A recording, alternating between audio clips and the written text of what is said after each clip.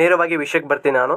ಇವತ್ತಿನ ದಿನ ಬಹಳ ಮಂದಿ ಏನು ಕೇಳತ್ತೀರಿ ಅಂತಂದ್ರೆ GPSTRದು ಡಿಸ್ಕ್ರಿಪ್ಟಿವ್ ವಿವರಣಾತ್ಮಕ ಪತ್ರಿಕೆಗಳನ್ನು ಹೆಂಗೆ ಬರೀಬೇಕಂತ. ನಾನು ನಿಮಗೆ ಪ್ರಶ್ನೆ ಪತ್ರಿಕೆಯನ್ನು ತೊಗೊಂಬಂದೀನಿ. ಆ ಪ್ರಶ್ನೆ ಪತ್ರಿಕೆ ಜೊತೆಗೆ ನಾನು ನಿಮ್ಗೆ ತೋರಿಸ್ತಾ ಇದ್ದೀನಿ. ನಾನು 3 ಅಂಕಕ್ಕೆ ಹೆಂಗೆ ಬರೀಬೇಕು ಮತ್ತು ಇಲ್ಲಿ ಅದಾವ 4 ಅಂಕ ಪ್ರಶ್ನೆಗಳು ಕೂಡ ಅದಾವ, ಅವುಗಳಿಗೆ ಉತ್ತರಗಳನ್ನು ಕೂಡ ತೊಗೊಂಬಂದೀನಿ. ಸೊ ಇವು ಅಫಿಷಿಯಲ್ ಗೌರ್ಮೆಂಟ್ ಕೀ ಆನ್ಸರ್ಸ್ ಆಗಿರ್ತಾವೆ. ಈ ಒಂದು ಕೀ ಆನ್ಸರ್ ಜೊತೆಗೆ ನಾವು ಏನೆಲ್ಲ ಮಾಹಿತಿಯನ್ನು ಗಮನಿಸಬೇಕು ಅಂದ್ರೆ ಬಹಳ ಮಂದಿ ಏನು ತಪ್ಪು ಮಾಡ್ತಾರಂತಂದ್ರೆ ಬೇಸಿಕ್ ಥಿಂಗ್ಸ್ಗಳನ್ನು ತಪ್ಪು ಮಾಡ್ತಾರೆ. ಅಂತಂದರೆ ಎಕ್ಸಾಮ್ಸ್ ಎಷ್ಟು ಗಂಟೆಗೆ ಸ್ಟಾರ್ಟ್ ಆಗ್ತಾವೆ, ಎಷ್ಟನೇ ಪತ್ರಿಕೆ ಇರ್ತೈತಿ, ಮತ್ತು ಅದ್ರ ಜೊತೆಗೆ ನಾವು ಯಾವ ರೀತಿ ಮೈಂಡ್ ಸೆಟ್ ಇಟ್ಕೋಬೇಕು ಅದನ್ನೆಲ್ಲ ಮಿಸ್ ಮಾಡಿರ್ತಾರೆ. ಇವತ್ತಿನ ದಿನ ಅದ್ರ ಜೊತೆಗೆ ಜೀರೋದಿಂದ ಹಿಡ್ಕೊಂಡು ಏನು ಹೀರೋದ್ವರೆಗೆ ನಾವು ಪತ್ರಿಕೆ 2ರೊಳಗೆ ಹೆಂಗೆ ಸಕ್ಸಸ್ಸನ್ನು ಸಾಧಿಸಬೇಕು ಅನ್ನೋದನ್ನು ಇವತ್ತಿನ ದಿನ ನಿಮ್ಮ ಮುಂದೆ ನಾನು ತೋರಿಸ್ಲಿಕ್ಕೆ ಬಂದೀನಿ. ಸ್ವಲ್ಪ ತಾಳ್ಮೆ ಇದ್ದರೆ ನೀವು ಖಂಡಿತವಾಗ್ಲೂ ಕೂಡ ಮುಂದೆ ಓದುವಂತಹ ಎಲ್ಲ ನಿಮ್ಮ ಏನು ಸೋಷಿಯಲ್ ಸೈನ್ಸಿಗೆ ಓದ್ತಿದ್ರಿ, ಸೋಷಿಯಲ್ ಸೈನ್ಸ್ ಆಗಿರ್ಬೋದು, ಇಂಗ್ಲೀಷ್ ಓದ್ತಿದ್ರೆ ಇಂಗ್ಲೀಷ್ ಆಗಿರ್ಬೋದು, ಬೇರೆ ಅದರ್ ಎಕ್ಸಾಮ್ಸ್ಗಳಿಗೂ ನಿಮಗೆ ಹೆಲ್ಪ್ ಆಕೈತಿ. ನೋಡಿರಿ, ನಾವು ಬಹಳ ಮಂದಿ ಫೇಲ್ಯೂರ್ ಆಗೋದು ಇಷ್ಟೇ, ನಮ್ಮ ಕಡೆ ಒರಿಜಿನಲ್ ಕ್ವಶನ್ ಪೇಪರ್ಸ್ ಇರೋಂಗಿಲ್ಲ. ಅಂದರೆ ನಮ್ಗೆ ಆ ಫೀಲ್ ಬರಬೇಕಾಕೈತಿ. ಪರೀಕ್ಷೆ ಹೋಗೋಕ್ಕಿಂತ ಮೊದಲಿಗೆ ಪ್ರಶ್ನೆ ಪತ್ರಿಕೆ ಹಿಂಗಿರ್ತೈತಿ, ಇಲ್ಲೇ ಪತ್ರಿಕೆ 2 ಏನು ಕೊಟ್ಟಾರ, ಸಮಾಜ ವಿಜ್ಞಾನದ ಪಾಠಗಳು ಅಂತ ಕೊಟ್ಟಾರ, ಅದನ್ನು ನಾವು ಅರ್ಥ ಮಾಡ್ಕೋಬೇಕು. ಪರೀಕ್ಷೆ ಯಾವಾಗ ಸ್ಟಾರ್ಟ್ ಆಕೈತಿ, 10 ಗಂಟೆಯಿಂದ ಸ್ಟಾರ್ಟ್ ಆಕೈತಿ, 1 ಗಂಟೆಗೆ ಮುಕ್ತಾಯ ಆಕೈತಿ, ಅದು ಗೊತ್ತಿರಬೇಕು. ಎಷ್ಟು ಗಂಟೆ ಇರ್ತೈತಿ, 3 ಗಂಟೆ ಇರ್ತೈತಿ. ಇಲ್ಲಿ ಕೆಲವಷ್ಟು ಸೂಚನೆಗಳನ್ನು ಕೂಡ ಕೊಟ್ಟಾರ, ಅದನ್ನು ನಾವು ಫಾಲೋ ಮಾಡಬೇಕಾಕೈತಿ. ಮತ್ತು ಎಷ್ಟು ಅಂಕ ಇರ್ತೈತಿ, 150 ಅಂಕ ಇರ್ತೈತಿ. ಈ 150 ಅಂಕಗಳನ್ನು ಹೆಂಗೆ ಡಿವೈಡ್ ಮಾಡಿರ್ತಾರೆ ಅದು ಕೂಡ ಗೊತ್ತಿರಬೇಕು ನಮಗೆ. ಬಹಳ ಮಂದಿ ಅದನ್ನೇ ತಪ್ಪು ಮಾಡ್ತಾರೆ. ಪ್ರಾರಂಭದೊಳಗೆ ಏನಿರ್ತೈತಿ, ಪ್ರಾರಂಭದೊಳಗೆ ನಮ್ಗೆ ಅವರು OMR ಶೀಟನ್ನು ಕೊಡ್ತಾರೆ. ಏನು ಕೊಡ್ತಾರೆ, OMR ಶೀಟ್ ಕೊಡ್ತಾರೆ. ಯಾಕೆ ಕೊಡ್ತಾರೆ OMR ಶೀಟನ್ನು ಅಂತಂದರೆ 1ರಿಂದ ಹಿಡ್ಕೊಂಡು 50ರವರೆಗಿನ ಪ್ರಶ್ನೆಗಳು ಏನಿರ್ತಾವ ನಮಗೆ MCQ ಇರ್ತಾವ. ಈಗ ನೀವು ಈ ಪತ್ರಿಕೆಯನ್ನು ಏನಾದರೂ ನೀವು ಖಂಡಿತವಾಗ್ಲೂ ಕೂಡ ಕನಿಷ್ಠವಾದರೂ ಇಂತಿಷ್ಟು ಮಾರ್ಕ್ಸ್ ಅಂತ ಇರ್ತಾವ. ಅಂದರೆ ಮಿನಿಮಮ್ ಎಷ್ಟು, ಈಗ 150 ಇದೆ ತಾನೆ, ಈ 150ರೊಳಗಡೆ ನೀವು ಮೋರ್ ದೆನ್ ಒಂದು 40% ತೊಗೋಬೇಕಂತ ತೊಗೊಳ್ಳಿ, ಒಂದು 50% ಅಂತಂದರೆ ಕನಿಷ್ಠವಾದರೂ ಕೂಡ ನೀವು 70ರ ಮೇಲೆ ಸ್ಕೋರ್ ಮಾಡಲಿಲ್ಲ ಅಂತಂದರೆ ನೀವೇನಾಗ್ತೀರಿ, ಎಲಿಜಿಬಲ್ ಆಗೋದಿಲ್ಲ. ಇದು ಕೂಡ ನಿಮಗೆ ಗೊತ್ತಿರಬೇಕು. ಪ್ರಾರಂಭದೊಳಗೆ ಈ ರೀತಿ ಏನಿರ್ತಾವೆ MCQ ಇರ್ತಾವ. ಇವಿಷ್ಟು MCQವನ್ನು ನೀವೇನು ಮಾಡ್ತೀರಿ, 50 MCQವನ್ನು ನೀವು ಟಿಕ್ ಮಾಡ್ತೀರಿ. ಅದಾದಮೇಲೆ ನಿಮಗೆ ನೀವು ಏನು ಮಾಡ್ಬೋದು, ಬರಿಬೋದು. ಹಾಗಾದರೆ ಆ ಪ್ರಶ್ನೆ ಪತ್ರಿಕೆಯಲ್ಲಿ ಇರ್ತೈತಿ ಅಂತಂದ್ರೆ ಈ MCQ ಪ್ರಶ್ನೆ ಪತ್ರಿಕೆ ಜೊತೆಗೆ ಆ ಹಿಂದ್ಗಡೆನೇ ಕೊಟ್ಟಿರ್ತಾರೆ. ಬಹಳ ಮಂದಿ ನಮಗಿನ್ನೂ ಏನು ಕೊಟ್ಟಿರಂಗಿಲ್ಲ, ನಮಗೆ ಡಿಸ್ಕ್ರಿಪ್ಟಿವ್ ಕೀ ಆನ್ಸರ್ಸ್ ಕ್ವಶನ್ಸ್ಗಳನ್ನು ಕೊಟ್ಟಿಲ್ಲ ಅಂತಂದು ಕ್ವಶನ್ ಪೇಪರ್ಸನ್ನು ಕೊಟ್ಟಿಲ್ಲ ಅಂತ ಬಹಳ ಮಂದಿ ಮಿಸ್ಟೇಕ್ ಮಾಡ್ತೀರಿ. ದಯವಿಟ್ಟು ಹಾಗೆ ಮಾಡೋಕೆ ಹೋಗ್ಬೇಡ್ರಿ. ನಿಮಗೆ ಅವ್ರು ಕೊಡ್ತಾರೆ. ಮತ್ತು ಅದ್ರ ಜೊತೆಗೆ ನಿಮಗೆ ಅವರು ಡಿಸ್ಕ್ರಿಪ್ಟಿವ್ ಏನು ಆನ್ಸರ್ ಬರೀಲಿಕ್ಕೆ ಕೂಡ ಏನು ಕೊಡ್ತಾರೆ, ಆನ್ಸರ್ ಪೇಪರನ್ನು ಕೂಡ ಕೊಡ್ತಾರೆ. ಅಲ್ಲಿ ಅವ್ರು ಏನು ಮಾಡಿರ್ತಾರೆ ಅಂತಂದರೆ ಹಿಂಗೆ, ಓಕೆ, ಈಗ ಒಂದು 3 ಅಂಕಕ್ಕಿದೆ, 3 ಅಂಕಕ್ಕೆ ಎಷ್ಟು ಲೈನ್ದು ಬಿಟ್ಟಿರ್ತಾರೆ ಅಂತಂದರೆ 1 line, 2 line, 3 line, 4 line, 5 line, 6 lines, okay, 6 line ಬಿಟ್ಟಿರ್ತಾರೆ ಅವರು. 7ನೇ ಲೈನಿಗೆ ಏನು ಕೊಡ್ತಾರೆ ಗೊತ್ತಾ, ನೆಕ್ಸ್ಟ್ 50, 52 ಅಂತ ನಂಬರ್ ಹಾಕ್ಬಿಡ್ತಾರೆ. ಯಾಕೆ ಹೇಳ್ರಿ, ಅವರು ಸುಮ್ಮನೆ ಜಾಗ ವೇಸ್ಟ್ ಮಾಡೋಕ್ಕೆ ಹೋಗಲ್ಲ. ಸೊ ಅದಕ್ಕೆ ನಿಮ್ಮ ಆನ್ಸರ್ ಟು ದಿ ಪಾಯಿಂಟ್ ಇರಬೇಕು ಅನ್ನೋದು ನನ್ನ ಒಂದು ಅಭಿಪ್ರಾಯ. ಈಗ ನಾನು ಇವತ್ತಿನ ವಿಡಿಯೋದೊಳಗಡೆ ನಿಮಗೆ ಒರಿಜಿನಲ್ ಕೀ ಆನ್ಸರ್ಸ್ಗಳನ್ನು ದಯವಿಟ್ಟು ಇಲ್ಲಿ ತೋರಿಸ್ತಾ ಇದ್ದೀನಿ. ನಾನು ಅದ್ರ ಜೊತೆಗೆ ಪ್ರಶ್ನೆಗಳನ್ನು ಕೂಡ ತೊಗೊಂಬಂದೇನಿ. ಸೊ ಮೊದಲನೇ ಪ್ರಶ್ನೆ ನೋಡ್ರಿ, ಇಲ್ಲಿ 51ನೇ ಪ್ರಶ್ನೆ. ನಾ ಹೇಳಿ ನಿಮ್ಗೆ 1ರಿಂದ 50ರವರೆಗೆ ಏನಿರ್ತೈತಿ ಡಿಸ್ಕ್ರಿಪ್ಟಿವ್ದು MCQದು ಕೂಡ ಬರೆಯೋದಿರ್ತೈತಿ. ಅದಾದಮೇಲೆ 51ರಿಂದ ಏನಿರ್ತೈತಿ ನಿಮಗೆ 3 ಅಂಕದ್ದು ಮತ್ತು 4 ಅಂಕದ್ದು. ಈ ಹಿಂದೆಲ್ಲ ಏನು ಮಾಡ್ತಿದ್ರು ಅಂತಂದ್ರೆ 2 ಅಂಕದ್ದು 3 ಅಂಕದ್ದು ಕೂಡ ನಿಮ್ಮ ಪ್ರಶ್ನೆಗಳನ್ನು ಕೊಡ್ತಾ ಇದ್ರು. ಬಟ್ 2022ರಿಂದ ಚೇಂಜ್ ಆಗೈತಿ. ಏನಂತಂದ್ರೆ 3 ಅಂಕದ ಪ್ರಶ್ನೆಗಳು ಮತ್ತೆ 4 ಅಂಕದ ಪ್ರಶ್ನೆಗಳನ್ನು ಕೇಳ್ತಾ ಇದ್ದಾರೆ. ಇಲ್ಲಿ 3 ಅಂಕದ ಪ್ರಶ್ನೆಗಳನ್ನು ಅವರು ಕೊಟ್ಟಿರೋ ಪ್ರಶ್ನೆಗಳಿಗೆ 30 ಪದಗಳಲ್ಲಿ ಉತ್ತರಿಸಿರಿ ಅಂತ ಹೇಳ್ಯಾರ. 30 ಪದಗಳು ಅಂತಂದ್ರೆ 3 ಅಂಕಕ್ಕೆ ನೀವು ಎಷ್ಟು ಪಾಯಿಂಟ್ಸ್ ಬರೀಬೇಕಾಗ್ತೈತಿ, 6 ಪಾಯಿಂಟ್ಸ್ ಬರೀಬೇಕಾಗ್ತೈತಿ. ಹಾಗಾದ್ರೆ 1 ಪಾಯಿಂಟ್ ಎಷ್ಟು ಇರಬೇಕಾಗ್ತೈತಿ, 1 ಪಾಯಿಂಟ್ ಎಷ್ಟು ಇರಬೇಕಾಗ್ತೈತಿ ಅಂತಂದ್ರೆ 5ರಿಂದ 6 ಪದಗಳಿದ್ರೆ ಮುಗೀತು. ನೋಡ್ರಿ, ಅವ್ರು ಎಷ್ಟು ಎಕ್ಸಾಕ್ಟ್ ಆಗಿ ಟು ದಿ ಪಾಯಿಂಟ್ ಹೇಳತ್ತಾರ ಅಂತಂದ್ರೆ ಎಕ್ಸ್ಟ್ರಾ ಏನು ಹೇಳತ್ತಿಲ್ಲ. ಇದು ನಿಮಗೆ ಗೊತ್ತಿರಬೇಕು. ಸೊ ಇಲ್ಲಿ ನಾನು ಮೊದಲನೇ ಪ್ರಶ್ನೆ ಪಿರಾಮಿಡ್ಗಳ ಬಗ್ಗೆ ಟಿಪ್ಪಣಿ ಬರೀರಿ ಅಂತ ಹೇಳ್ಯಾರ. 2ನೇ ಪ್ರಶ್ನೆ ಕರ್ನಾಟಕ ಸ್ವತಂತ್ರ ಹೋರಾಟದೊಳಗ ಸಂಗೊಳ್ಳಿ ರಾಯನ ಪಾತ್ರವನ್ನು ವಿವರಿಸಿ ಅಂತ ಕೊಟ್ಟಾರ. ಇದಕ್ಕೆ ನಾವು ಉತ್ತರಗಳನ್ನು ದಯವಿಟ್ಟು ಅನಲೈಸ್ ಮಾಡ್ತಾ ಹೋಗೋದಾದ್ರೆ, ದಯವಿಟ್ಟು ನೋಡ್ತಾ ಹೋಗೋದಾದ್ರೆ ಇಲ್ಲಿ ನೀವು ಸ್ಕ್ರೀನ್ ಮೇಲೆ ನೋಡ್ತಾ ಇದ್ದೀರಿ. ಈಗ 51ನೇ ಪ್ರಶ್ನೆಗಳನ್ನು ಇಲ್ಲಿದೆ. 51ನೇ ಪ್ರಶ್ನೆ ಕೂಡ ಇದೆ, ನೀವು ನೋಡ್ತಾ ಇದ್ದೀರಿ. 51ನೇ ಪ್ರಶ್ನೆ ಏನು ಈಜಿಪ್ತಿನ ಏನು ದಟ್ ಈಸ್ ಪಿರಾಮಿಡ್ ಬಗ್ಗೆ ಟಿಪ್ಪಣಿ ಬರೆಯಿರಿ ಅಂತ ಕೊಟ್ಟಾರ.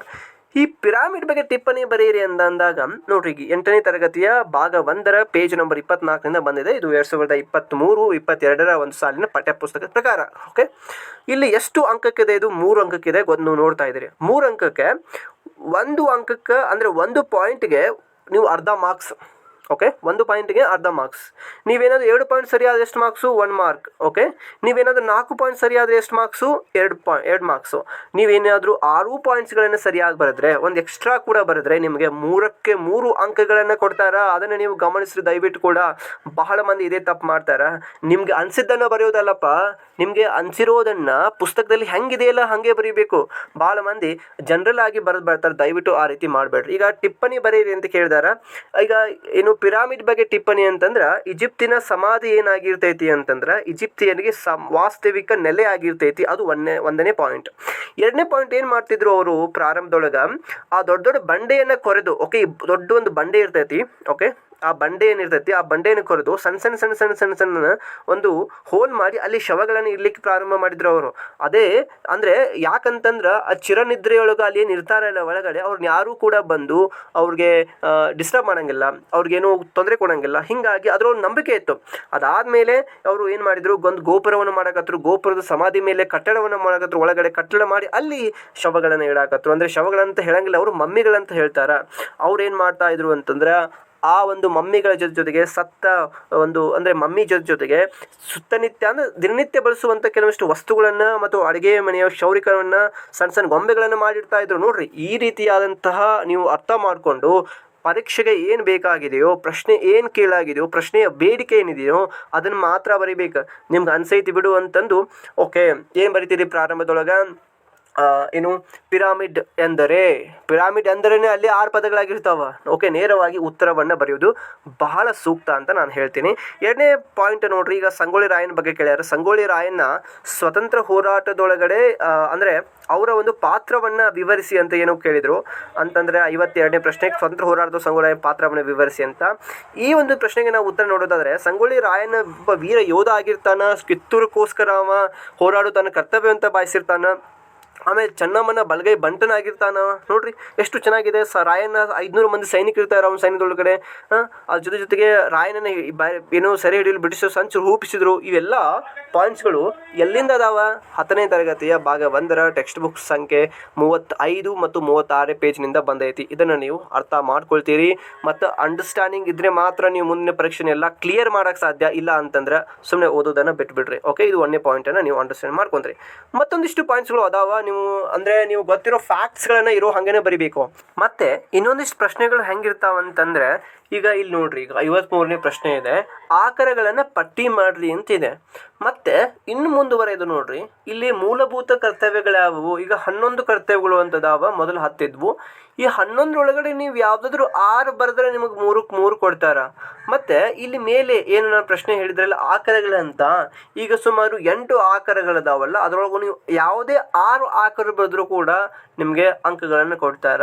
ಮತ್ತು ಈಗ ನೋಡ್ರಿ, ಕಾರ್ಯಗಳನ್ನು ವಿವರಿಸಿ ಅಂತಿದೆ. ಏನು ಕಾರ್ಯಗಳದಾವಲ್ಲ ಅವನ್ನ ಟು ದಿ ಪಾಯಿಂಟ್ ಬರೀಬೇಕು. ಉದಾಹರಣೆಗೆ 7 ಕಾರ್ಯಗಳದಾವಂತಂದ್ರೆ ಕನಿಷ್ಠ ಆದರೂ ಕೂಡ ನೀವು 6 ನೆನಪಿರಬೇಕು. ಯಾಕಂದ್ರೆ 3 ಅಂಕ. 6 ಅದಾವಂತಂದ್ರೆ 6ಕ್ಕೆ 6 ನೆನಪಿರ್ಬೇಕಾಕೈತಿ. ಎಕ್ಸಾಮ್ ಟೆನ್ಷನ್ ಒಳಗಡೆ ನೀವು 5 ಬರೆದು ಬಂದರೂ ಕೂಡ ನಿಮಗೆ ಹಾಫ್ ಮಾರ್ಕ್ಸ್ ಡಿಡಕ್ಷನ್ ಆಕೈತಿ. ಇದು ನಿಮಗೆ ಗೊತ್ತಿರಲಿ. ಇನ್ನು ಮುಂದುವರೆದು ಇಲ್ಲಿ ಕೆಲವೊಂದಿಷ್ಟು ನಿಮಗೆ ಅಂದರೆ ನಿಮ್ಮ ತಲೆಯನ್ನು ಉಪಯೋಗ ಮಾಡಿ ಆನ್ಸರ್ ಮಾಡ್ರಿಪ್ಪ ಅಂತಂದು ಕೆಲವೊಂದಿಷ್ಟು ಪ್ರಶ್ನೆಗಳನ್ನ ಕೇಳ್ತಾರೆ. ಯಾವ ಪ್ರಶ್ನೆ ಇಲ್ಲಿ ಕೊಟ್ಟಾರ ನೋಡ್ರಿ, 61ನೇ ಪ್ರಶ್ನೆ ಒಳಗೆ, ಆಧುನಿಕ ವಿಭಕ್ತ ಕುಟುಂಬಗಳು ದಿನೇ ದಿನೇ ಹೆಚ್ಚಾಗ್ತಾ ಇದಾವೆ ಯಾಕ? ಇಲ್ಲಿ ನಿಮ್ಗೆ ಏನು ಟೆಸ್ಟ್ ಮಾಡತ್ತಾರ ಅವರು? ಅಂಡರ್ಸ್ಟ್ಯಾಂಡಿಂಗ್ ಚೆಕ್ ಮಾಡತ್ತಾರ ಅವರು. ನೀವು ಪುಸ್ತಕವನ್ನು ಓದಿರಿ, ಅದು ನಿಮ್ಗೆ ಅರ್ಥ ಆಗೈತಿ, ಬಟ್ ಅದನ್ನು ನೀವು ಹೆಂಗೆ ಅಪ್ಲೈ ಮಾಡ್ಕೊಳ್ತೀರಿ? ಯಾಕೆ ದಿನೇ ದಿನೇ ಹೆಚ್ಚಾಗ್ತಾ ಇದಾವ ನೋಡ್ರಿ, ಇದನ್ನು ನೀವು ಹೆಂಗೆ ಮಾಡ್ಬೇಕಂತಂದ್ರೆ ವಿಶ್ಲೇಷಣೆ ಮಾಡಿ ಬರೀಬೇಕು. ಈಗ ವಿಭಕ್ತ ಕುಟುಂಬದ ಲಕ್ಷಣಗಳನ್ನು ನೀವು ಅರ್ಥ ಮಾಡ್ಕೊಂಡಿದ್ರೆ, ಲಕ್ಷಣಗಳು ಬಂದಿದ್ರೆ, ಈಗ ನೋಡ್ರಿ, ಯಾಕಂತಂದ್ರೆ ಅಲ್ಲಿ ಈ ಒಂದು ಪ್ರಶ್ನೆಗೆ ನೀವು ಕೊನೆಗೆ ಆನ್ಸರ್ ಮಾಡ್ತೀನಿ ಅಂತಂದು ಮುಂದೆ ಹೋದರೆ ಬಹಳ ಅಂದ್ರೆ ಬಹಳ ಇಂಪಾರ್ಟೆಂಟ್. ಯಾಕಂತಂದ್ರೆ ಇದೇ ಒಂದು ಪ್ರಶ್ನೆಗೆ ನೀವೇನಾದರೂ 10 ನಿಮಿಷ 15 ನಿಮಿಷ ತಗೊಂಡ್ಬಿಟ್ರೆ ಮುಂದಿರೋ ಬರುವಂಥ ಪ್ರಶ್ನೆಗಳಿಗೆ ಉತ್ತರ ಕೊಡಿಸ್ಲಿಕ್ಕೆ ಕಡಿಮೆ ಸಮಯ ಉಳಿತದ ಅನ್ನೋದು ನನ್ನ ಒಂದು ಇನ್ನೊಂದು ವಿಶೇಷತೆ. ಇಲ್ಲಿ ಈಗ ನೋಡ್ರಿ, ಮಹಾ ಹಿಮಾಲಯದ ಪ್ರಾಮುಖ್ಯತೆ ಕೊಟ್ಟರೆ ಯಾವುದೇ ಪ್ರಾಮುಖ್ಯತೆಯನ್ನು ಬರೀ ನೀವು, ಅದು ನಿಮಗೆ ನಡೀತದೆ. ಈಗ ಇಲ್ಲೊಂದು 65ನೇ ಪ್ರಶ್ನೆಯನ್ನು ಕೊಟ್ಟ ನೋಡ್ರಿ. ಈಗ 65ನೇ ಪ್ರಶ್ನೆಯೊಳಗೆ ಸಹ್ಯಾದ್ರಿ ಬೆಟ್ಟಗಳ ಪಶ್ಚಿಮ ಇಳಿಜಾರು ನಿತ್ಯ ಹರಿದ್ವರ್ಣ ಮತ್ತು ಹೊಂದಿದ್ರೆ ಪೂರ್ವ ಇಳಿಜಾರು ಮಿಶ್ರ ಅರಣ್ಯ ಕೂಡಿದ್ವಿ ಯಾಕ ಅಂತಂದ. ಈ ಪ್ರಶ್ನೆಗೆ ಈಗ ನಾವು ಹೆಂಗೆ ಉತ್ತರ ಮಾಡ್ತೀವಿ?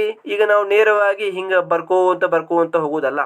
ಈಗ ಅವರು 65ನೇ ಪ್ರಶ್ನೆಯೊಂದಿಗೆ ಉತ್ತರ ಕೊಟ್ಟಾರ.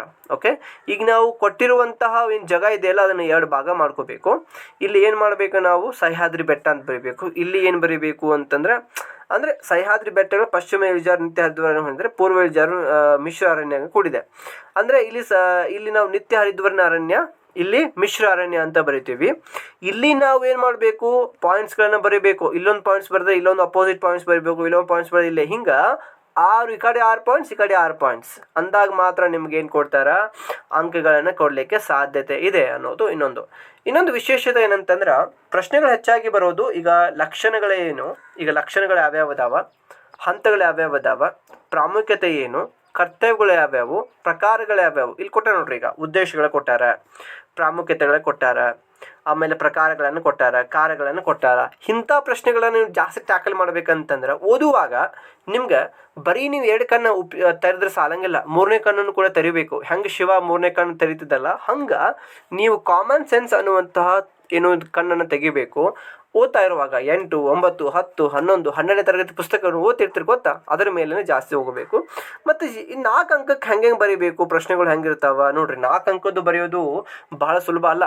ಯಾಕಂತಂದ್ರೆ ಅಲ್ಲಿ ಕೂಡ ಪ್ರಶ್ನೆಗಳು ನೇರವಾಗಿರ್ತಾವ, ಅಲ್ಲಿ ಕೂಡ ಪ್ರಶ್ನೆಗಳು ವಿಶ್ಲೇಷಣೆ ಮಾಡೋದಿರ್ತೈತಿ, ಅಲ್ಲಿ ಕೂಡ ಪ್ರಶ್ನೆಗಳು ಹೆಂಗಿರ್ತಾವ ಅಂತಂದ್ರೆ ಕೆಲವಷ್ಟು ಪಾಯಿಂಟ್ಸ್ಗಳನ್ನ ನಿಮ್ಮ ತಲೆಯಿಂದ ಹಾಕಿ ಬರೆಯುವಂಥ ಪಾಯಿಂಟ್ಸ್ಗಳು ಕೂಡ ನೀವು ಇರಬೇಕಾಗ್ತೈತಿ. ಅದು ಕೂಡ ಇಂಪಾರ್ಟೆಂಟ್. ಈಗ ದಂಗೆಯ ಆರ್ಥಿಕ ಕಾರಣಗಳನ್ನು ಬರೆಯಿರಿ. ಓಕೆ, ಈಗ ನೋಡ್ರಿ ಆರ್ಥಿಕ ಕಾರಣ ನೋಡ್ರಿ, ದಂಗೆಗೆ ಮುಖ್ಯ ಕಾರಣಗಳು ರಾಜಕೀಯ, ಆರ್ಥಿಕ, ತಕ್ಷಣದ ಕಾರಣಗಳನ್ನ ತಿಳ್ಕೊಂಡಿರ್ತೀವಿ. ಬಟ್ ಆರ್ಥಿಕ ಕಾರಣಗಳನ್ನ ನೀವು ಅಂಡರ್ಸ್ಟ್ಯಾಂಡಿಂಗ್ ಮಾಡ್ಕೊಂಡ್ರೆ ಬರಿಬೋದು. ಸೊ ಹಂಗೆ ಈಗ ಅದೇ ರೀತಿಯಾಗಿ ನೆಹರು ಅವರನ್ನು ನವಭಾರತ ಶಿಲ್ಪಿ ಅನ್ನುತ್ತಾರೆ. ಯಾಕಂದ್ರೆ ನೆಹರು ಅವರ ಸಾಧನೆಗಳನ್ನು ಬರಿಬೇಕು. ನೀವು ಸಾಧನೆಗಳಿಗೆ 8 ಪಾಯಿಂಟ್ಸ್ ಬರಿಬೇಕು ನೋಡ್ರಿ. 8 ಪಾಯಿಂಟ್ಸ್ ಕೇವಲ ಅದು ಹೇಳೋದು ಭಾಳ ಸುಲಭ, ನನಗೂ ಕೂಡ ಭಾಳ ಸುಲಭ. ಅದನ್ನು ಬರೀಪ ಅಂದಾಗ ಅಲ್ಲಿ ಬರ್ತದೆ ನೋಡ್ರಿ ಕಷ್ಟ. ಅದನ್ನು ನೀವು ಅಂಡರ್ಸ್ಟ್ಯಾಂಡಿಂಗ್ ಮಾಡ್ಕೊಂಡ್ರೆ ಇನ್ನೂ ಇಂಪಾರ್ಟೆಂಟ್. ಇನ್ನು ರಾಜ್ಯಪಾಲರ ಅರ್ಹತೆ ಮತ್ತು ಅಧಿಕಾರ ಮತ್ತು ಅಸ್ಪೃಶ್ಯತೆ ನಿವಾರಣೆ ಶಾಸನ ಕೈಗೊಂಡ್ರು ಕ್ರಮಗಳು, ವಿಶ್ವ ವ್ಯಾಪಾರ ಸಂಘಟನೆ ಗುರಿಗಳನ್ನು ವಿವರಿಸಿ, ಭಾರತವು ಭವಿಷ್ಯದಲ್ಲಿ ಅಸಾಂಪ್ರದಾಯಿಕ ಇಂಧನ ಮೂಲವನ್ನು ಅವಲಂಬಿಸಬೇಕು. ನೋಡ್ರಿ, ಅಸಾಂಪ್ರದಾಯಿಕ ಇಲ್ಲಿ ಅವರೇ ಹೇಳ್ಬಿಟ್ಟಾರ, ಅದನ್ನು ಅವಲಂಬಿಸಬೇಕು. ಅದು ಯಾಕೆ ಅವಲಂಬಿಸಬೇಕು, ಅವಲಂಬಿಸಿದ್ರೆ ಏನೇನಾಕೈತಿ ಅದನ್ನು ನೀವು ಪಾಯಿಂಟ್ಸ್ನಾಗ ಬರಿಬೇಕಪ್ಪ. ಪಾಯಿಂಟ್ಸ್ನಾಗ ವಿಶ್ಲೇಷಿಸಿ. ಈಗ ನಿಮಗೆ ಟಿಪ್ಪಣಿ ಅಂತ ಕೇಳಿದಾಗ ನೀವು ಏನು ಮಾಡ್ಬೋದು, ಪ್ಯಾರಾಗ್ರಾಫ್ನೊಳಗೆ ಬರಿಬೋದು. ಓಕೆ, ಗುರಿಗಳನ್ನು ವಿವರಿಸಿ, ಪರಿಣಾಮಗಳನ್ನು ವಿವರಿಸಿ, ಕಾರಣಗಳನ್ನು ಕೊಡಿ. ನಿರುದ್ಯೋಗಕ್ಕೆ ಕಾರಣಗಳು ಅಂತ ಬರೆದು ಕಾರಣಗಳನ್ನು ಬರಿಬೇಕು. ನೀವು 4 ಪಾಯಿಂಟ್ಸ್ ಕಾರಣಗಳನ್ನು ಬರಿತೀರಿ. ಇನ್ನು ಪರಿಣಾಮಕ್ಕೆ ಏನು ಮಾಡಬೇಕು, ಇನ್ನೊಂದು 4 ಪಾಯಿಂಟ್ಸ್ ಬರಿಬೇಕು.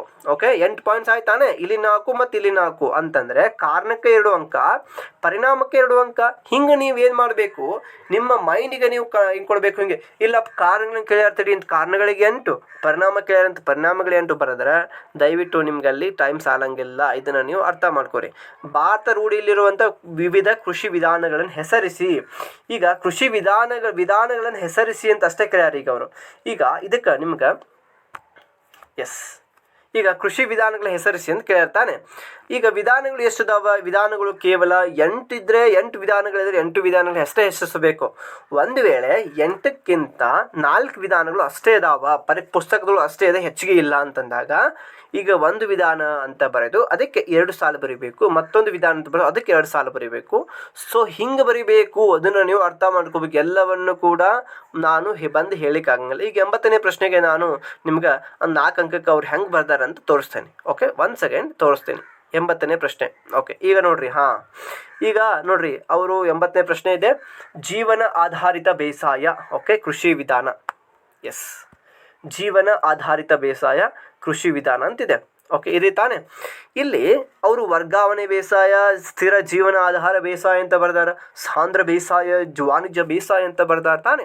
ಇಲ್ಲಿ ಪಾಯಿಂಟ್ಸ್ ಏನಿದಾವ, ಕಡಿಮೆ ಇದ್ದರೆ ಕಡಿಮೆ ಬರೀಬೇಕು. ಈಗ ನೋಡಿ 8 ಪಾಯಿಂಟ್ಸ್ಗಳು ಅದಾವ ಅಂತಂದರೆ ಅವರು 8 ಪಾಯಿಂಟ್ಸ್ಗಳನ್ನು ಕವರ್ ಮಾಡ್ಯಾರ. ಈಗ ನೋಡ್ರಿ, ಇಲ್ಲಿ ಎಷ್ಟಿದೆ, 2 ಇದೆ, ಇಲ್ಲಿ 2 ಇದೆ, ಇಲ್ಲೊಂದು 5 ಇದೆ. ಓಕೆ, ಇಲ್ಲಿ ಎಷ್ಟದಾವ, ಇಲ್ಲಿ 3 ಇದ್ರೆ 8 ಆಯಿತು. ಸೊ ಇಷ್ಟಿದ್ರೆ ಮುಗೀತು.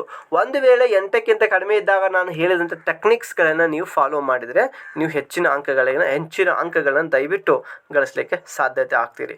ಮತ್ತು ಜಾಸ್ತಿ ಫ್ಯಾಕ್ಟ್ಸ್ಗಳನ್ನು ನೆನಪಿಟ್ಕೋಬೇಕಾಗ್ತೈತಿ. ಫ್ಯಾಕ್ಟ್ಸ್ಗಳಂತಂದರೆ ಈಗ ಅಂಕಿ ಅಂಶಗಳನ್ನು, ಅವರ ಸಾಧನೆಗಳನ್ನು ನೆನಪಿಟ್ಕೊಳ್ಬೇಕಾಗೈತಿ. ಯಾಕಂದರೆ ಪ್ರಶ್ನೆಗಳೇ ಕೂಡ ಹಂಗೆ ಬರ್ತಾ ಇದ್ದಾವ.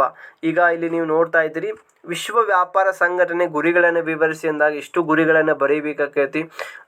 ಅದೇ ರೀತಿಯಾಗಿ ಅಸ್ಪೃಶ್ಯತೆ ನಿವಾರಣೆ ಶಾಸನಾತ್ಮಕ ಕೈಗೊಂಡಿರೋ ಕ್ರಮಗಳು, ವಿಧಿಗಳನ್ನು, ಶಾಸನಗಳನ್ನು, ಕಾಯ್ದೆಗಳನ್ನು ಬರೀಬೇಕಾಗೈತಿ. ಸೊ ಹೀಗಾಗಿ descriptive paper is not a easy paper. Okay, until you become a serious ಅಂತ ಹೇಳ್ತೀನಿ. ಸೊ ನೀವು ಯಾವಾಗ ಸೀರಿಯಸ್ ಆಗ್ತೀರಿ ಅವಾಗ ತಾನೇ ಡಿಸ್ಕ್ರಿಪ್ಟಿವ್ ಪೇಪರ್ ನಿಮ್ಗೆ ಈಸಿ ಆಕೈತಿ. ಅಲ್ಲಿವರೆಗೆ ಈಸಿ ಆಗಂಗಿಲ್ಲ, ಬಹಳ ಮಂದಿ ಕೈಯೇ ಓಡಂಗಿಲ್ಲ. ಅರ್ಥ ಆಯ್ತಾ? ಸೊ ಅದಕ್ಕೋಸ್ಕರನೇ ಬರೆಯುವಂತಹ ಸ್ಪೀಡ್ ಏನಿದೆ, ಅಕ್ಯುರಸಿ ಏನಿದೆ ಅದನ್ನು ಜಾಸ್ತಿ ಮಾಡ್ಕೊಳ್ರಿ. ಮತ್ತು ಮುಂದಿನ ದಿನದೊಳಗಡೆ ನಾನು ಡಿಸ್ಕ್ರಿಪ್ಟಿವ್ ಕೀ ಆನ್ಸರ್ಸ್ಗಳನ್ನು ನಿಮಗೆ ಬೇಕಾದಲ್ಲಿ ನನಗೆ ಈ ಕೆಳಗಿನ ಡಿಸ್ಕ್ರಿಪ್ಷನ್ ಬಾಕ್ಸ್ ಒಳಗೆ ಕೊಟ್ಟಾದಂಥ ನಂಬರ್ಗೆ ನೀವು ಅಂದರೆ ನನ್ನ ಸಂಖ್ಯೆಗೆ ನೀವು ಸಂಪರ್ಕಿಸಿದರೆ ದಯವಿಟ್ಟು ನಾನು ನಿಮಗೆ ಕಳಿಸ್ಕೊಡ್ತೀನಿ. ಅದಕ್ಕಂತ ಸಣ್ಣ ಒಂದು ಮೊತ್ತವನ್ನು ನೀವು ಪಾವತಿಸಬೇಕಾಗ್ತದೆ. ಅದಾದಮೇಲೆ ನಾನು ನಿಮಗೆ ಕಳಿಸ್ಕೊಡ್ತೀನಿ. ಐ ಹೋಪ್ ಇವತ್ತಿನ ವಿಡಿಯೋ ನಿಮ್ಗೆ ಬಹಳ ಅಂದ್ರೆ ಬಹಳ ಇನ್ಸೈಟ್ಫುಲ್ ವಿಡಿಯೋ ಅಂತ ಅಂದ್ಕೊಳ್ತಿದ್ದೀನಿ. ನಿಮ್ಗೆ ಭಾಳ ಹೆಲ್ಪ್ಫುಲ್ ಆಕಾವ. ಈ ಒಂದು ವಿಡಿಯೋನ ನಿಮ್ಮ ಫ್ರೆಂಡ್ಸ್ ಕೂಡ ಶೇರ್ ಮಾಡಿರಿ, ಅವ್ರಿಗೂ ಕೂಡ ಲಿಟ್ಲ್ ಬಿಟ್ ಕಲಿತಾರೆ. ಮತ್ತು ಮುಂದಿನ ವಿಡಿಯೋ ಭೇಟಿ ಆಗೋಣ. ಅಲ್ಲಿವರೆಗೆ ನನ್ನ ಚಾನಲ್ಗೆ ನೀವು ಸಬ್ಸ್ಕ್ರೈಬ್ ಮಾಡಿರಿ ಮತ್ತು ಮುಂದಿನ ವಿಡಿಯೋಗಳಿಗೆ ಕಾಯ್ತಾ ಇರಿ ಅಂತ ಹೇಳ್ತಾ ಇವತ್ತಿನ ವಿಡಿಯೋ ಇಲ್ಲಿಗೆ ಮುಗಿಸ್ತೀನಿ. ನಮಸ್ತೆ.